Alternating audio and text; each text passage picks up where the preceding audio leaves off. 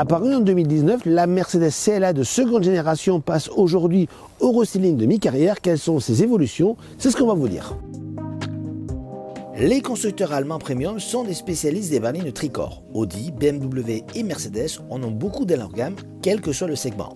Grande routière, routière, familiale et même compacte. Ainsi, dans cette dernière catégorie, BMW a sa série de grands coupés, Audi son A3 berline et Mercedes en possède même deux avec sa classe à berline et cette CLA. Beaucoup de concurrents donc, que ce soit dans les carrosseries de berline classiques ou en berline coupée. Comme souvent chez les constructeurs allemands premium, les évolutions lors des restylings sont relativement légères. Cette nouvelle CLA ne déroge pas à la règle puisque les principales nouveautés portent sur l'adoption de projecteurs LED en série avec une nouvelle signature lumineuse et surtout la plus grosse modification, en tout cas la plus visible. La calandre est désormais ornée de petites étoiles qui fait bien sûr référence au logo de la marque. À noter également un bouclier arrière qui a été redessiné. En termes de mensuration, cette CLA est imposante avec une longueur de 4,69 m, mais il n'en demeure pas moins qu'elle conserve une allure très agréable grâce à ses lignes de coupé qui se matérialisent notamment par ses portes sans encadrement. À l'intérieur de cette CLA restylée, pas de grosse révolution à bord.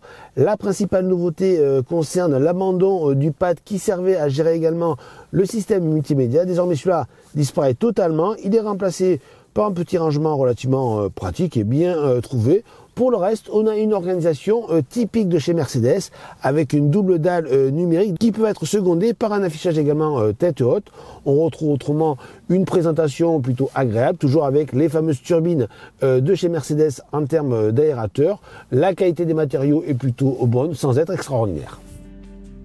Les aspects pratiques ne sont pas son principal point fort, alors certes son coffre offre une contenance de 440 litres, mais c'est surtout l'habitabilité arrière qui est restreinte, pas forcément pour l'espace au genou, mais surtout pour la garde-toit limitée à environ 1,75 m. La largeur n'est pas extraordinaire, d'autant plus que la place centrale est difficilement exploitable en raison de sa largeur réduite, de la dureté de l'assise, mais également de la présence du tunnel de transmission. Pour ce qui est des motorisations, pas de gros changements avec ce restyling. La CLA propose toujours un large panel. Vous trouverez ainsi 3 moteurs diesel de 116, 150 et 190 chevaux, un bloc hybride rechargeable de 218 chevaux qui gagne pour l'occasion un moteur électrique légèrement plus puissant et 4 essences de 136, 163 et 2 versions AMG de 306 et 421 chevaux.